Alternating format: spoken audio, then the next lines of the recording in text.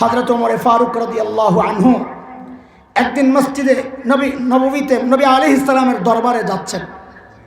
তো যাওয়ার সময় দেখেন এক যুবক হাউমাউ করে কাঁদছে, রাস্তার পাশে বসে বসে কান্না করতেছে। হযরত ওমর জিজ্ঞেস করেন, এর যুবক তুমি কেন কাঁদছো? তো যুবক বলে, হযরত আমি অনেক বড় মারাত্মক গুনাহ করে ফেলেছি, সেজন্য কাঁদছি। কিছু কান্না আছে যেগুলো দেখলে নিজেরও কান্না আসে, আছে না এমন কান্না? ওই যুবকের কান্না দেখে হযরত ওমরেরও কান্না চলে আসছে।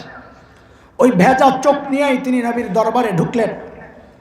নবী আলাইহিস সালাম জিজ্ঞেস করতেছেন, ওমর মা আবকাক, কিসে আপনাকে কান্না করালো?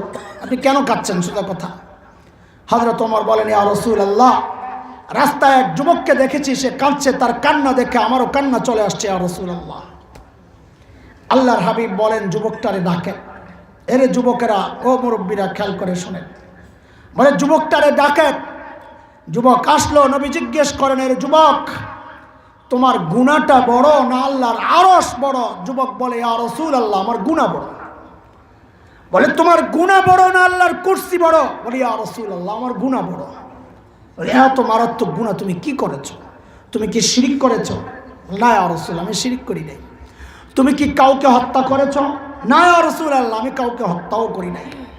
তা এত বড় গুনাহ তুমি কি করেছো?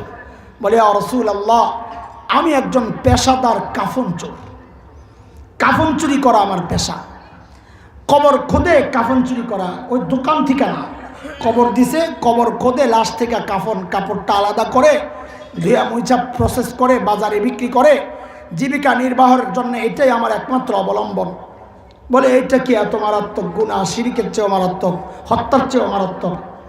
যুবক বলে, না না ইয়া রাসূলুল্লাহ, গতকাল মদিনার এক নতুন কবর আমি যখন খুঁজি, লাশ থেকে যখন কাপড়টা আলাদা করি, দেখি যে এক যুবতীর লাশ। ওগো আল্লাহর হাবিব, যুবতীর লাশ দেখে আমি নিজেকে সংযত রাখতে পারিনি। আমার মনে কুমন্ত্রণা জাগে, আমি ওই যুবতীর সাথে জিনা করেছি ইয়া রাসূলুল্লাহ। শেষ হয় নাই। ওগো আল্লাহর হাবিব, আমি যখন কবর থেকে উঠছিলাম, কবর থেকে একটা আওয়াজ আসছিল, আমার কাছে মনে হচ্ছিল যেন ওই যুবতীটাই বলছে, এরে আল্লাহর বান্দা, এই লাখো মুর্দারের সামনে আমারে কেন তুই উলঙ্গ করে রেখে গেলি রে আল্লাহর বান্দা? আমার আপনজন আমাকে পবিত্র অবস্থায় কবরে রেখেছিলেন, এখন তুই আমাকে কেন নাপাক করে দিয়ে গেলি? এখন হাসরের মাঠে আমি আমার আল্লাহর সামনে এই নাপাক শরীর নিয়ে কেমনে দাঁড়াবো?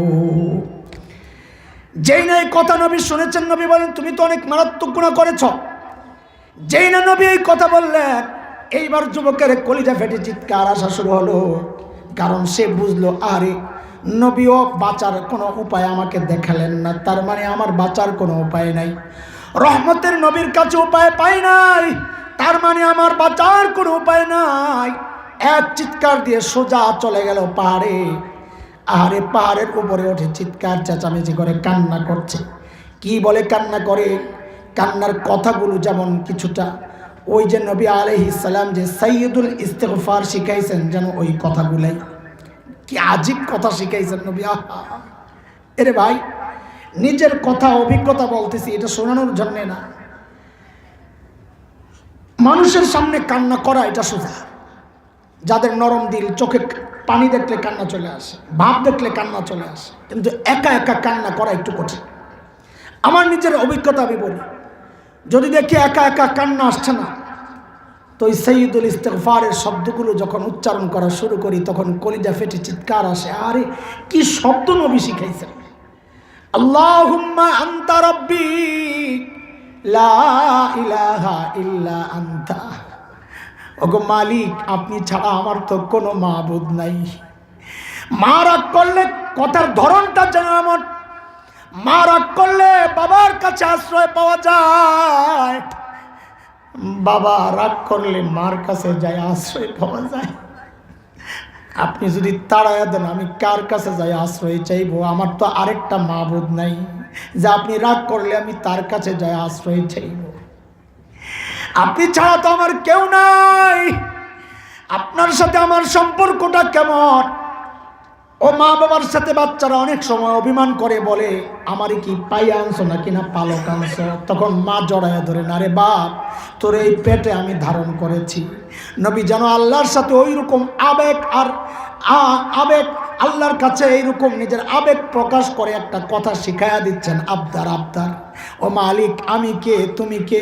খলাকতানি ওয়া আনা আবদুক, খলাকতানি ওয়া আনা আবদুক। তুমি আমারে বানাইছো, আমি তোমার বান্দা। তাড়াইয়া দিলে কার কাছে যায় আশ্রয় চাইব গো মালিক? যুবক ওই পাহাড়ে উঠা শুধু এই কথাগুলো বলে বলে কাঁদে আর কাঁদে। একদিন, 2 দিন, 3 দিন, 40 দিন পর্যন্ত যুবক কেঁদেছে। 40 দিনের মাথায় আল্লাহ তাআলা জিবরাইল আমিনকে নবী আলাইহিস সালামের কাছে পাঠায়া দিয়েছেন। হযরত জিবরাইল আয়েশা জিজ্ঞেস করেন, ইয়া রাসূলুল্লাহ, আল্লাহ জানতে চেয়েছেন মাখলুককে কে সৃষ্টি করেছেন? নবী বলেন, আমাকে এবং সমস্ত মাখলুককে তো আল্লাহই সৃষ্টি করেছেন। জিবরাইল আমিন আবার জানতে চাইলেন, ওগো আল্লাহর হাবিব, আল্লাহ জানতে চেয়েছেন মাখলুককে রিজিক কে দেন? নবী বলেন, আমাকে এবং সমস্ত মাখলুককে রিজিক তো আল্লাহই দেন। জিবরাইল আবার জানতে চাইলেন, ওগো আল্লাহর হাবিব, আল্লাহ জানতে চেয়েছেন মাখলুকরে মাফ কে করেন? নবী বলেন, সমস্ত মাখলুকরে মাফ তো আল্লাহই করেন। জিবরাইল আমিন বললেন, আল্লাহ জানায়া দিছেন, আল্লাহ ওই যুবকটারে মাফ করে দিছেন। আল্লাহর হাবিব সাথে সাথে একজনকে পাঠায়া দিছেন, যা ওই পাগলটারে যায় খবর দে, আল্লাহ ওরে মাফ করে দিছে। আরে বাবা, আরে ভাই, আরে মা, আমার কলিজার টুকরা সন্তানেরা, আমার মালিক আমাদেরকে বড় ভালোবাসেন, নিরাশ হওয়ার কোনো কারণ নাই। কত ভালোবাসেন একটু খেয়াল করেন না? আমি আর আপনি যখন একটা বন্ধ ঘরে একা একা গুনাহ করি, মালিক চাইলে তখন আযাব দিতে পারতেন, কিন্তু মালিক আমাদেরকে কত ভালোবাসেন। আযাব না দিয়া বরং ওই গুনাহ অবস্থায় দরজার নিচে দিয়া বাতাস আর অক্সিজেন পাঠায় দেন যেন মইরা না যায়। এমন মায়ার মালিক, এমন মায়া আমাদেরকে করেন আল্লাহ। কত মায়া, কত মায়া, একটু খেয়াল করে দেখেন। দুনিয়ার মানুষ অপরাধীরে খুঁজে শাস্তি দেওয়ার জন্য, আমার আপনার এমন একজন মালিক যিনি অপরাধীরে খুঁজেন মাফ করার জন্য। সারাদিন গুনাহ করি, জমিন অনুমতি চায়, আল্লাহ অনুমতি দেন, এগুলারে ধসায়া দিই। আল্লাহ বলেন, অপেক্ষা কর, আমি দেখতেছি। সারাদিন মালিক কিচ্ছু বলেন না, রাতেও গুনাহ করি, কিচ্ছু বলেন না, ঘুমাইতে যাই, কিচ্ছু বলেন না। যেই না ঘুমটা মোটামুটি হয়, রাতের 2 ভাগ যখন চলে যায়, তখন রহমতের মালিক, আমার গফফার মালিক দুনিয়ার আকাশে আমাদের কাছাকাছি চইলা আইসা আমারে আপনারে ডাকতে থাকেন, ওই কে কে আসস রে, তোরা গুনাহ করছস, গুনাহ করছস, আমার কাছে মাফ তো চাস নাই, এখন আমি আল্লাহর কাছে আসছি তোরে মাফ করার জন্যে, তুই মাফ চা, তুই মাফ চা, আমি মাফ করে দেব। আলা মিন মুস্তাগফিরিন ফাগফির আলা, আলা মিন মুস্তাগফিরিন ফাগফির আলা। আয় কে কে গুনাহ করছস, আয় আয় আয় আমার কাছে মাফ চা, আমি মাফ করে দেব। রে ভাই, রে বন্ধুরা, রে বাবা, আমার কলিজার টুকরা সন্তানেরা, গুনাহ তো হইয়া যাইতেই পারে। আমি তো মানুষ, আমি তো নবী না, আমি তো ফেরেশতা না, আমি তো মানুষ। মানুষ হিসেবে গুনাহ তো আমার হইয়াই যাইতে পারে, কিন্তু এমন একজন মালিক থাকতে ওই গুনাহগুলারে সাথে নিয়া নিয়া ঘোরা, এটা বোকামি ছাড়া কিচ্ছু না। গুনাহ হয়ে গেছে, মালিককে ডাক দাও খালি। মালিক তো অপেক্ষায় থাকেন, বান্দা আমারে কখন ডাক দিবে। হাদিসে আসছে, বান্দা যখন ডাক দেন রব্বানা, দেন একটা ডাক রব্বানা। হাদিসে আসছে, বান্দা যখন ডাক দেয় ও আমার রব, আল্লাহ তখন ফেরেশতাদেরকে ডেকে জিজ্ঞেস করেন, আয়া আলামু আবদি আন্না লাহু রব, আমার এই বান্দার এতটুকু খবর আছে তার একজন রব আছে। বলে জানে দেখেই তো ডাক দিছে। বলে কি চায় আমার কাছে, দেখ। বলে আপনার কাছে মাফ চায়। আল্লাহ তখন ফেরেশতাদেরকে সাক্ষী রেখে বলেন, আরে আমার ফেরেশতারা তোরা সাক্ষী থাক, আমি ওরে মাফ করে দিলাম। এমন মালিক পায়া গুনাহ নিয়া ঘুমাইতে যাওয়ার মতো বোকামি আর দুনিয়ায় কিচ্ছু নাই। এই জন্য দোস্ত, প্রতিদিন রাতে ঘুমানোর আগে পুরা পাক্কা তওবা করে ঘুমাইতে যাবো ইনশাআল্লাহ। বলেন ইনশাআল্লাহ। আর এই আজকের এই মজলিসও সমস্ত গুনাহগুলার এই মজলিসে রাইখা বাড়ি যাবো ইনশাআল্লাহ। বলেন ইনশাআল্লাহ। আল্লাহ তাআলা আমাদেরকে শয়তানের যত নতুন নতুন ধোঁকায় আমার সামনে আসুক, আল্লাহ আমাকে ওই চক্ষু দান করেন যেই চক্ষু দ্বারা আমি শয়তানের সব নতুন নতুন চক্রান্ত আর ধোঁকা দেখতে পাবো, এমন চক্ষু আল্লাহ আমাদেরকে দান করেন। শয়তানের ধোঁকা থেকে আল্লাহ আমাদেরকে নিরাপদ রাখেন।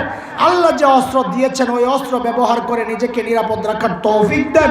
আল্লাহ যে ওষুধ দিয়েছেন ওই ওষুধ ব্যবহার করে সব সময় সুস্থ থাকার, ঈমান সহ নেক আমল সহ গুনাহমুক্ত জীবনের তৌফিক আল্লাহ আমাদের সবাইকে দান করেন।